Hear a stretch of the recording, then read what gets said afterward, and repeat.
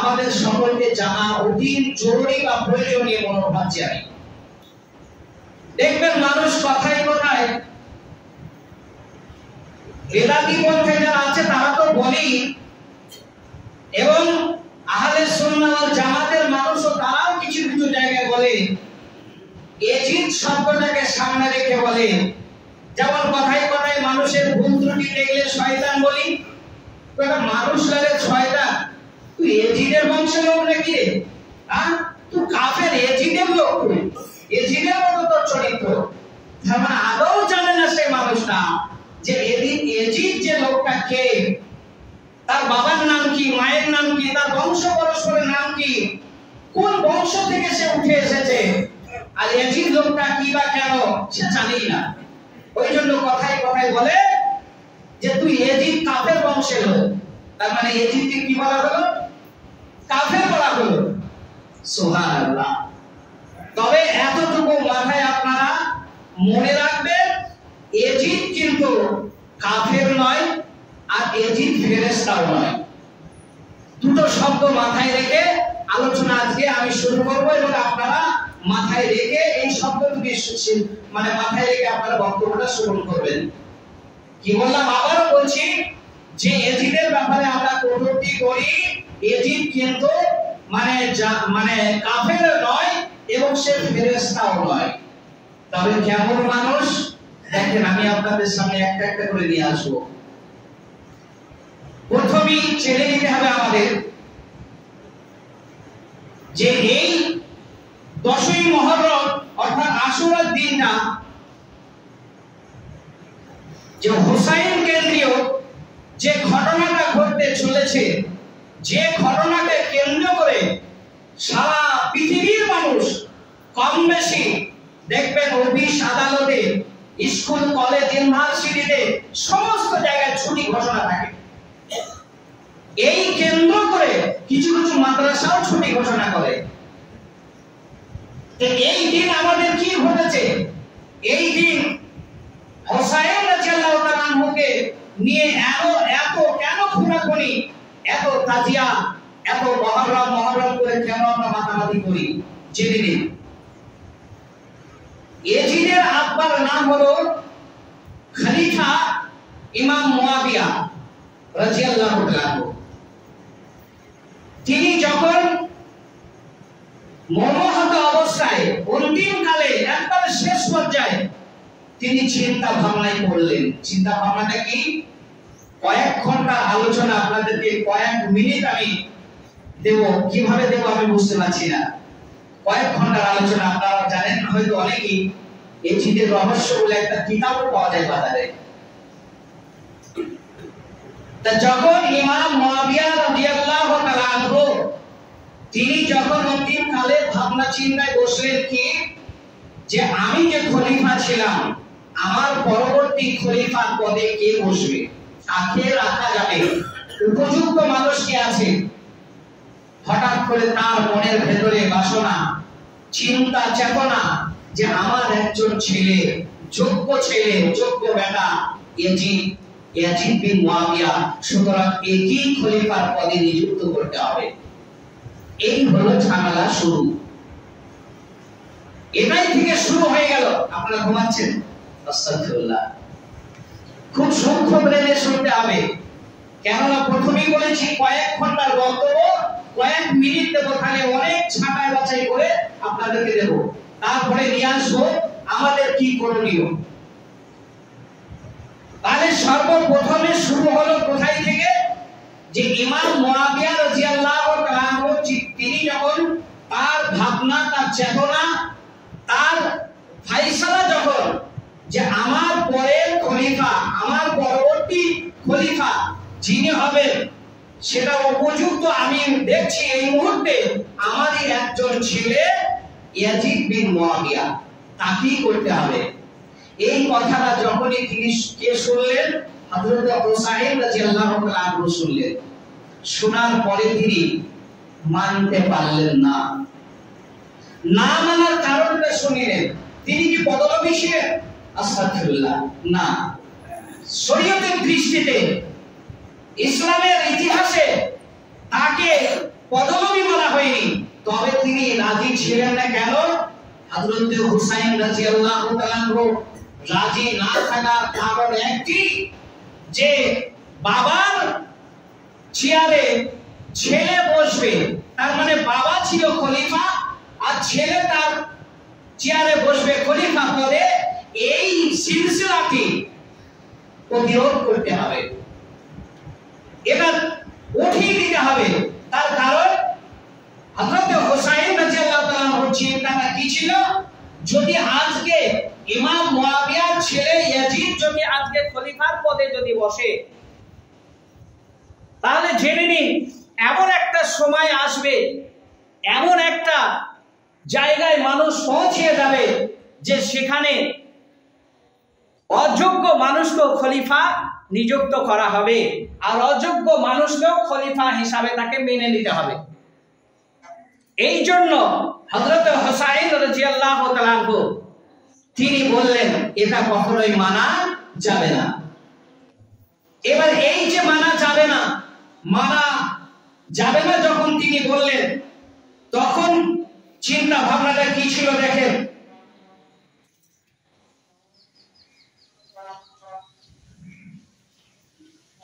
হযরত হুসাইন রাদিয়াল্লাহু তাআলা আনহু তিনি যখন বললেন যে এটা যদি রহিত না করা হয়, তাহলে আমরাও যখন চলে যাব, আমাদের পরে যারা যোগ্য মানুষ আছে, যোগ্য ওলামারা আছে, তারাও যখন চলে যাবে, যদি হাতে গোনা দুটো একটা সারা পৃথিবীতে কোরাই যদি যোগ্য মানুষ থাকে, সেই মানুষগুলোকে উপযুক্ত ভাবা হবে না। আপনি প্রমাণ পাচ্ছেন কিনা দেখেন। আজকে মাদ্রাসার সেক্রেটারি কমিটি কারা হবে? যার পয়সা বেশি আছে, দাড়ি চাচা, মেরে খাওয়া, মেরে গোচা, এইরকম হারামখোর, গাঁজাখোর, সুদখোর, মিথ্যাবাদী যারা, তাদেরকে মাদ্রাসা মসজিদে কমিটিতে বসিয়ে দিচ্ছে। দেখেন সেটা এসছে কিনা।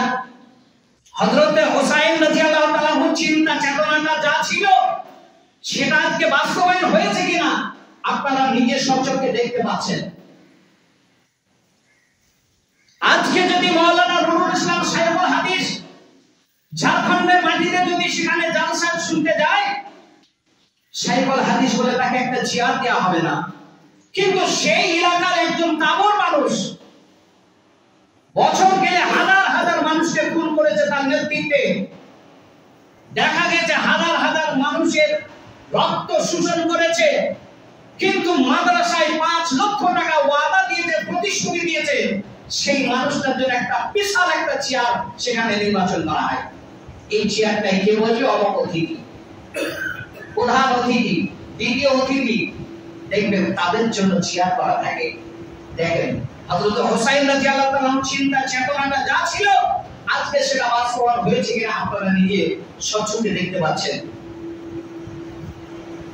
যখন এইভাবে হুসাইন রাদিয়াল্লাহু তাআলা বললেন এটা আমি মেনে নিতে পারলাম না, এখন হুসাইন রাদিয়াল্লাহু তাআলার সঙ্গে আব্দুল্লাহ ইবনে ওমর তিনিও বললেন আমিও মেনে নিতে পারলাম না, আব্দুল্লাহ ইবনে আব্বাস তিনিও বললেন আমি মেনে নিতে পারলাম না, আব্দুর রহমান বিন আবু বকর তিনিও বললেন আমি মেনে নিতে পারলাম না। এইভাবে মানে বড় বড় উলামা যারা, আব্দুল্লাহ ইবনে ওমর সেই যুগের সবথেকে বড় আলেম ছিলেন, তিনি বললেন আমি মানতে পারলাম না।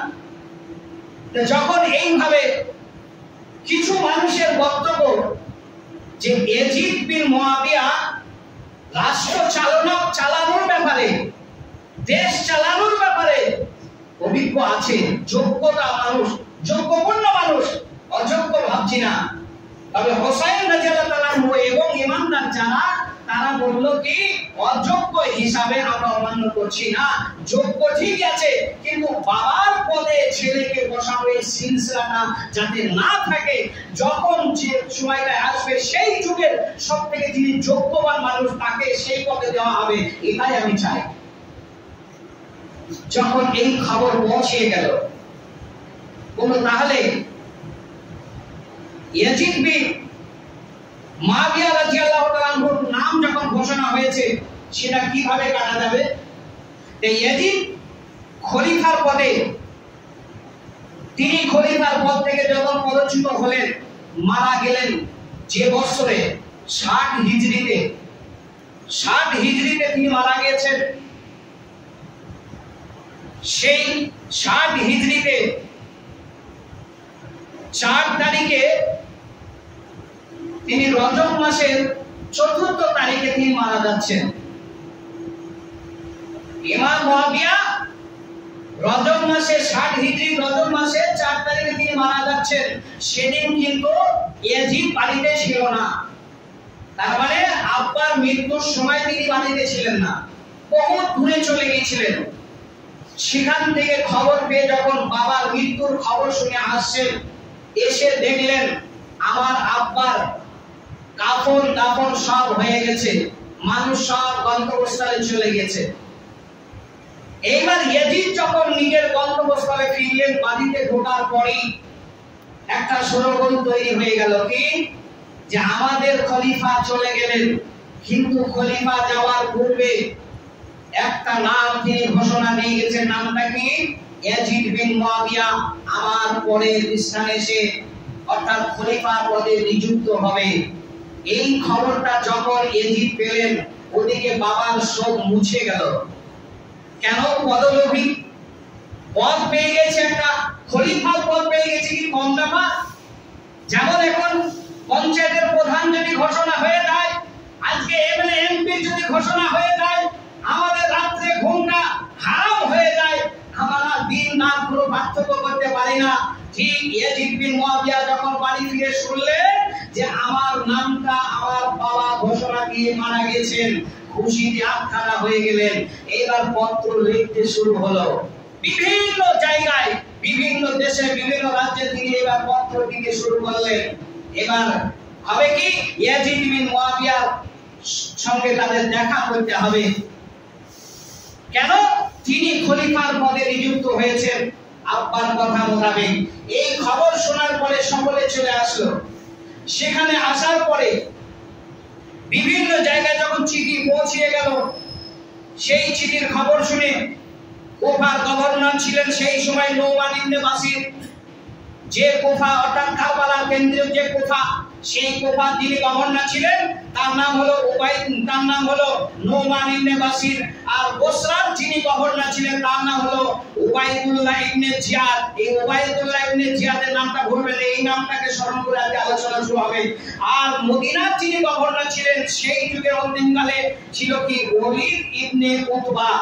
ওলীদ ইবনে উতবা ছিলেন মদিনার গভর্নর, আর মানে বসরার গভর্নর ছিল উবাইদুল্লাহ ইবনে জিয়াদ। আবারও কথাটা ঘুরিয়ে বলছি, কুফার গভর্নর ছিলেন সেই সময় নোমান ইবনে বাসির। সেই তিনজনা গভর্নরের ভেতরে সবথেকে নরম হৃদয়ের মানুষ ছিলেন নোমান ইবনে বাসির।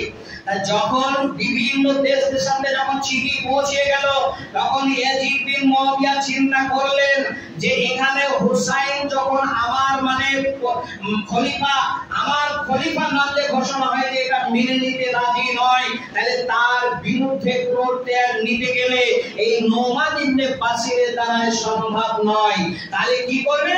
ওই যে বসরার যে মানে গভর্নর ছিল ইয়াজিদ বিন ইয়াদ, তাকে এবার ডাক দিয়ে বলা হলো, শোনো তুমি ওখানেও থাকবে গভর্নর হিসাবে এবং এখানেও চলে এসো তুমি গভর্নর হিসাবে। এই নোমান ইবনে বাসিরের দ্বারা এত কঠিন কাজ সহজ হবে না, তুমি এখানে চলে এসো। তাই এখানে উবাইদুল্লাহ ইবনে জিয়াদকে ডাক দেওয়ার পরে তিনি তো আবার খুশিতে আটকানা হয়ে গেলেন। আমি এক জায়গার এক রাজ্যের মানে গভর্নর ছিলাম, মুখ্যমন্ত্রী ছিলাম, আবার এখানে মুখ্যমন্ত্রী হয়ে গেলাম, তাহলে তো কোনো কথাই নেই, আমার তো রাজত্ব চলবে, দেশ দেশান্তের রাজত্ব চলবে।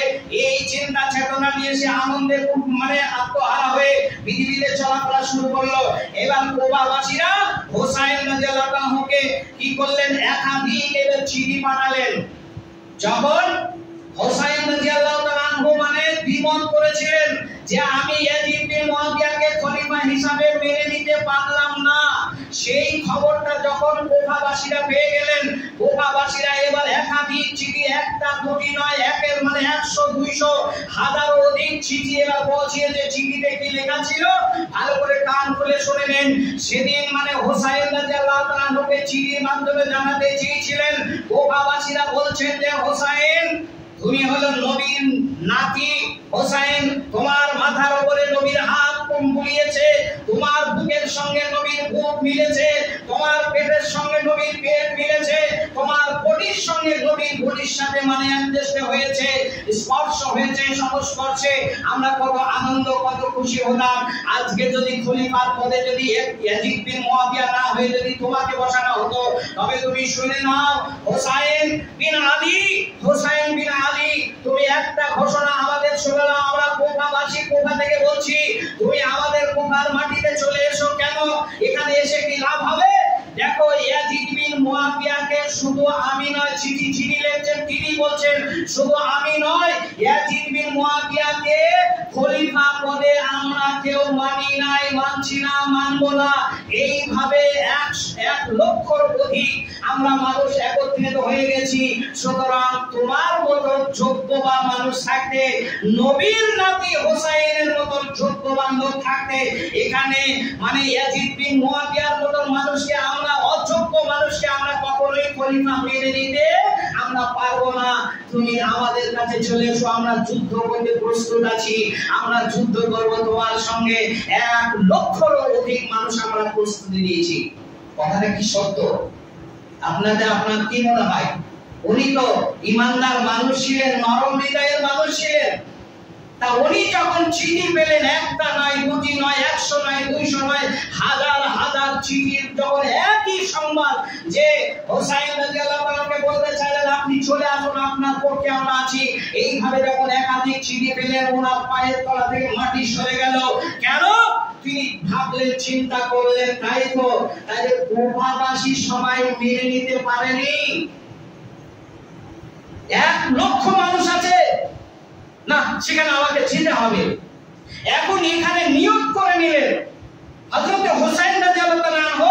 এই চিঠির খবর শুনে তিনি করলেন কি, এবার কোটি কোটি পায়ে সেখান থেকে ওই যে মদিনার গভর্নর যিনি ছিলেন, ওয়ালিদ ইবনে উতবাকে চিঠি বলা হয়েছিল যে ওই মদিনার মাটিতে 5 জন ব্যক্তি আমাকে মেনে নিতে চায়নি। সেই 5 জনের ভেতরে একজন হলো হোসাইন ইবনে আলী, এবং আব্দুল্লাহ ইবনে উমর, আব্দুল্লাহ ইবনে আব্বাস, আব্দুর রহমান বিন আবু বকর। এই সমস্ত 5 জন তাবর নেতা, তারা আমাকে মেনে নিতে রাজি নয়। সুতরাং তাদেরকে ডাক দাও এবং তাদেরকে নিয়ে একত্রিত করো। এইরকম সমালোচনা যখন শুরু হয়ে গেল, তখন হোসেন রাদিয়াল্লাহু আনহু বললেন, তাই তো, এদিকে এদের পরিকল্পনা, আবার ওদিকে ওদের আকর্ষণ, এই যে একের পর এক চিঠি আমি করি কি, তখন তিনি রওনা দেবেন। এমন অবস্থায় আব্দুল্লাহ ইবনে উমর সুবিখ্যাত আলেম ছিলেন, সেই যুগের সবথেকে পণ্ডিত মানুষ ছিলেন।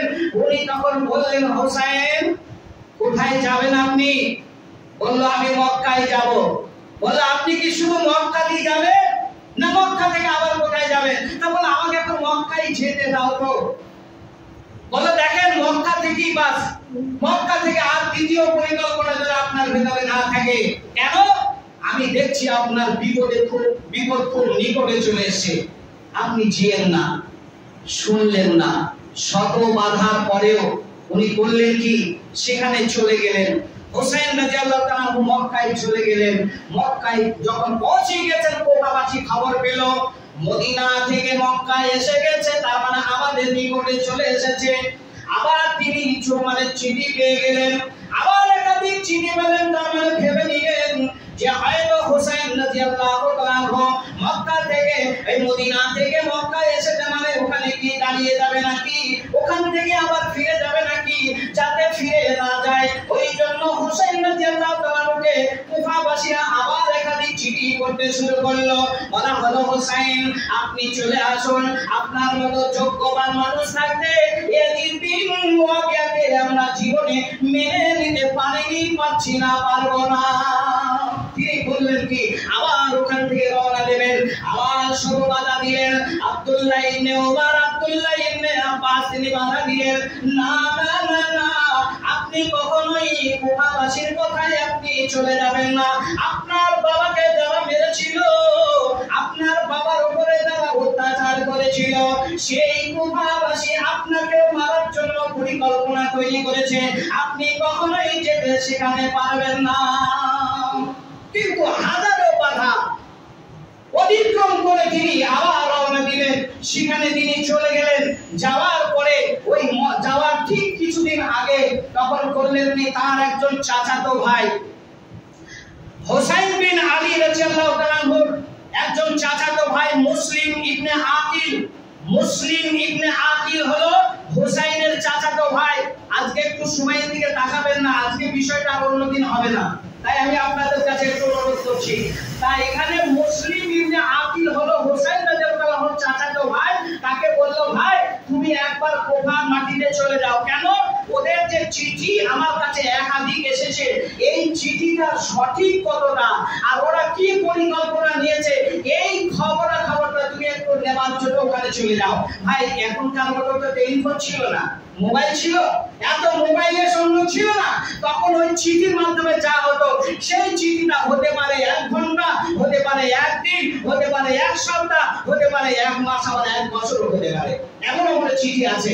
তা ভাই বন্ধুরা আমার, মুসলিম ইবনে আকিল যখন হুসাইন রাদিয়াল্লাহু আনহুর কথা মোতাবেক কুফার মাটিতে চলে গেলেন, সেখানে যাওয়ার পরে দেখছে তাই তো কিছু মানুষ মেনেছে, মানে ইয়াজিদ বিন মুয়াবিয়াকে খলিফা, আবার কিছু মানুষ মানেনি। এবার যারা মানেনি তখন মুসলিম ইবনে আকিল তখন তিনি সংগ্রাম সেখানে শুরু করলেন। এই সংগ্রামের মাধ্যমে তিনি গোপন সূত্রে সংগ্রাম করতে 12,000-এর অধিক হয়ে গেছে। বলেন আলহামদুলিল্লাহ। 12,000-এর অধিক মানে সঙ্গ পেয়ে গেছেন, সাথী পেয়ে গেছেন। এবার 12,000 পাওয়ার পরে তিনি এবার বললেন কি, দেখেন সেই যেখানে বাঘের ভয় সেখানেই সন্ধ্যা হয়। তাই সে 12,000-এর অধিক যখন সঙ্গ পেয়ে গেছেন, তারা কি খবর পাবে না? এখন মানে মুসলিম ইবনে আকিলকে তারা খুঁজে বেড়াচ্ছে, কি করবে? গ্রেফতার করবে। আর এই গ্রেফতার হওয়ার পূর্বে মুসলিম ইবনে আকিলের পক্ষ থেকে একটা চিঠি পাঠিয়েছেন কাকে? বিশ্ব নবী জনাব আস্তাগফিরুল্লাহ হুসাইন রাদিয়াল্লাহু তাআলা আনহুর কাছে এই চিঠি পৌঁছে গেছে যে আমি মুসলিম ইবনে আকিল তোমার ভাই বলছি, চাচাতো ভাই, এই কুফার মাটি থেকে তোমার কাছে যে পত্র গিয়েছে আমি তাদের সাথে যোগদান করে আমি নিজেও চিঠি পাঠাইলাম। এই চিঠি পাওয়া মাত্রই তুমি রওনা দেবে। আমি সেখানে আছি, তোমার জন্য 12,000-এর অধিক সঙ্গ নিয়ে আমি অপেক্ষা করছি। তুমি এই মাটিতে আসার জন্য প্রস্তুতি নাও। এই চিঠি যখনই পেয়েছেন, আর কি পেছুবা হয় বলেন? আমার বন্ধু আমার ভাই সেখানে গিয়ে দিলে হঠাৎ মানে সঠিক খবরটা যদি পৌঁছে দিতে পারে, আর তো কোনো দ্বিধা থাকতে পারে না, মেনে নেন। এখন সেই খবর শুনে রওনা দিয়েছেন। আর ওদিকে চিঠি ছাড়ার পরে এবার মানে মুসলিম ইবনে আকিলকে গ্রেফতার করার জন্য হন্য হয়ে তারা খুঁজে বেড়াচ্ছে। খুঁজতে হঠাৎ করে একজন বুড়িমা একদম বাড়ির সামনে বসেছিল। ওই বুড়িমাকে দেখে বলছেন, মা আমি তোমার একজন সন্তানের মতো, আমার জীবন ভিক্ষা তুমি একদম দায়িত্ব নাও। তার মানে কে বাবা তুমি? বললো আমি পরিচয় পরে দেব, তবে একটু পরিচয় না দিলে তো আমাকে জায়গা হয়তো তুমি দেবে না। তুমি তো নাম শুনেছো আব্দুল্লাহ বেলা মুহাম্মদ সাল্লাল্লাহু আলাইহি ওয়াসাল্লাম, তার যখন একজন নবী নাম শুনেছো হুসাইন রাদিয়াল্লাহু তাআলা আনহু। সুতরাং সেই হুসাইনের আমি চাচাতো ভাই, তার সঙ্গের লোক, তার পক্ষের লোক। এখন আমাকে কুফাবাসীরা গ্রেফতার করার জন্য খুঁজে বেড়াচ্ছে। যদি আমাকে পেয়ে যায় হয়তো কিংবা আমাকে করবে জানি না, আমার উপরে কি ব্যবহার করবে জানি না। মা তুমি এইটুকু শব্দ শোনার পরে একটু যদি আমাকে তুমি জায়গা করে দাও, আমাকে যদি একটু নিরাপত্তা দাও, তাহলে আমি হয়তো জীবন ভিক্ষা পাবো। মেয়েতে জানতো নরম হয়, বললো হ্যাঁ বাবা তুমি মরে যাবে, তোমাকে মেরে দেবে, এসো। ঠিক ঘরের ভেতরে একটা নির্দিষ্ট জায়গায় যেখানে মানুষ সাধারণ যাওয়া আসা করে না, দেখবেন আপনার বাড়িতে ওরকম জায়গা থাকে, ঠিক ওইরকম আমরা ওখানে সেখানে বসিয়ে রাখার পরে খাবার আর পানি ঘন্টার পর ঘন্টা সময় মতো সেখানে পৌঁছিয়ে দেয়। আর একজন পুত্র সন্তান মানে সেই বুড়ির একজন মানে ছেলে বাড়ি ফিরেছে, সেও খুঁজে বেড়াচ্ছে, বলছে মা তুমি ওই জায়গায় ঢুকছো আর বার হচ্ছ, তার কারণটা কি? আর তোমার হাতে পাত্রে দেখছি পানি আর খাবার। বললো বাবা রে আমার কাছে বিশেষ কিছু জানতে চেয়েও না, একজন অসহায় পথিক আছে, সে অসহায় পথিক মুসাফির অসুস্থ মানুষ, তাই একটু তাকে জায়গা দিচ্ছি, একটু খাবারও তো দিতে হবে, ওই জন্য দিচ্ছি। তা বললো নামটা জেনেছো? বলে হ্যাঁ নাম জেনেছি, নাম হলো মুসলিম ইবনে আকিল। মা খবরদার তুমি আর তাকে পানি দিও না। এই শব্দ বলার পরে তার পুত্র এবার ছুটে চলে গেল গভর্নরের কাছে। সেখানে যাওয়ার পরে খবর পৌঁছে গেল, বলো যাকে আপনারা খুঁজে বেড়াচ্ছেন বাঘ তো খাঁচায় পড়ে আছে, তার মানে আমার বাড়িতে সে আছে। দেখেন কি বিশ্বাসঘাতক। সেখানে খবর পৌঁছে গেল। এবার মুসলিম ইবনে আকিলকে এবার গ্রেফতার করে, যখন তাকে গ্রেফতার করে উঁচু স্থানে সেখানে উঠানো হলো, তাকে উঁচু স্থানে উঠানো পরে দেখে ওমানা কাবু মিনহু মিল্লা ইউমিন বিল্লাহি আজিজ হামিদ। মানুষ মানুষকে কেন হত্যা করে? সে আল্লাহ প্রেমিক হয়েছে তার কারণে। তাই এখানে উঁচু স্থানে তাকে ওঠানোর পরে তখন তাকে সেখান থেকে নিক্ষেপ করে তাকে হত্যা করা হবে। এমন অবস্থায় একজন ভাইয়ের মতন একজনকে ইশারা করে ডেকে বলছে ভাই, আমি হোসাইন রাদিয়াল্লাহু তাআলা আনহুকে আমি পত্রের মাধ্যমে ডাক দিয়েছি, হয়তো তিনি রওনা দিয়েছেন, পত্র যদি পৌঁছে গেছে তাহলে তিনি রওনা দিয়েছেন।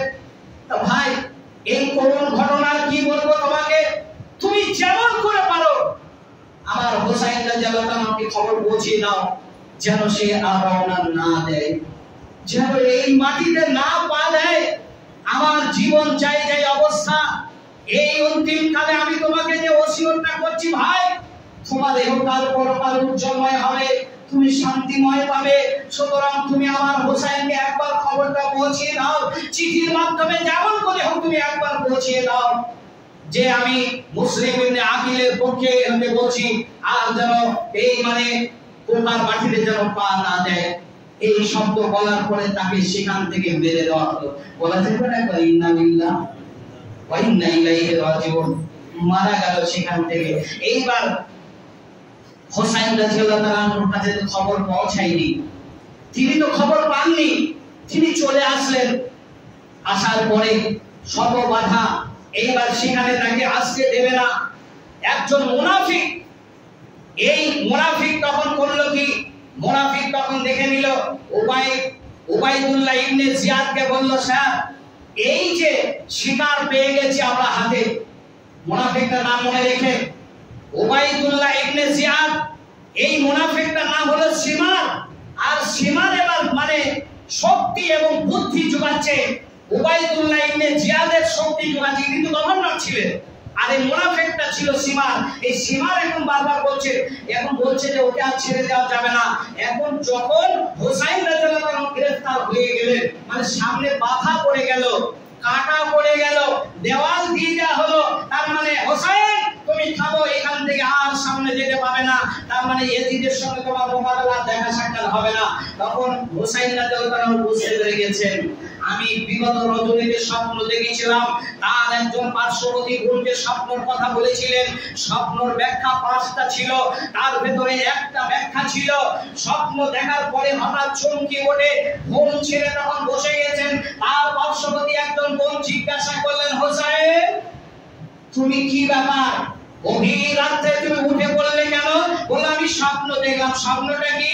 বলল আমার নানাজির সঙ্গে অতি তাড়াতাড়ি দেখা হতে চলেছে। স্বপ্নটা এবার মিলিয়ে দেব, আমার নানাজির সঙ্গে, তার মানে বিশ্ব নবী জনাবে মুহাম্মদ রাসূলুল্লাহ সাল্লাল্লাহু আলাইহি ওয়াসাল্লাম আমার দেখা হতে চলেছে, খুব নিকটেই, বেশি দেরি নয়। সকলেই বুঝে গেলেন এটা সামনেও দেওয়া হবে না, পেছনেও দেওয়া হবে না। তখন বললেন কি, 3টে কথা বলেছিলেন। সেই 3টে কথা কি?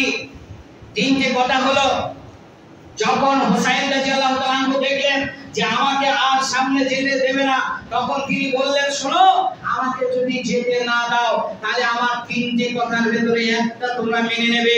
নাম্বার 1, আমাকে ইয়াজিদের সঙ্গে দেখা করার একটা সুযোগ করে দাও, আমি তার সাথে বায়াত গ্রহণ করব। তিনি যে খলিফা পদে নিযুক্ত হয়েছেন, আমি হোসাইন বলছি, আমি বায়াত গ্রহণ করব, আমাকে ইয়াজিদের সঙ্গে দেখা করার সুযোগ করে দাও। নাম্বার 2, আমাকে হয় মক্কায় নালে মদিনার মাটিতে ফিরে যাওয়ার সুযোগ করে দাও। নাম্বার 3, তিনটে যদি না হয় যে কোনো একটা মুসলিম রাজ্যে আমাকে সেখানে যাওয়ার মানে সুযোগ করে দাও। আমি সাধারণ মানুষের মতো জীবন যাপন করব, আমি কোনো খলিফা পদের জন্য নয়, কোনো মানে মন্ত্রী মানে রাজার জন্য নয়, সাধারণ মানুষের মতো জীবন যাপন করব। তখন উবাইদুল্লাহ ইবনে জিয়াদ চিন্তা করলো, একটু দিলটা নরম হয়ে, পাথরের মতো দিলটা একটু মানে নরম হয়ে বলল, তাই তো, ও যখন যেতেই চাইছে তাহলে ওকে ফিরিয়ে দেওয়া হোক, কোথায়? মক্কা বা মদিনার মাটিতে একবার ফিরিয়ে দেওয়া হোক। তখন এই দেখেন ওই মুনাফিক সীমান যে মুনাফিকটা তখন বলছে ইয়াজিদ বিন মানে জিয়াদকে বলছে, খবরদার, আপনি কে আর তার কথাই কি শুনছেন? আর বিষধর সাপ আর পুষে রাখা যাবে না, একবার আস্তাগফিরুল্লাহ বলবেন না? এই সাপকে আপনি হাতে পেয়ে, অস্ত্র পেয়েছেন, খাঁচায় পেয়েছেন, আবার ছেড়ে দেবেন না? কখনোই ছেড়ে দেওয়া যাবে না।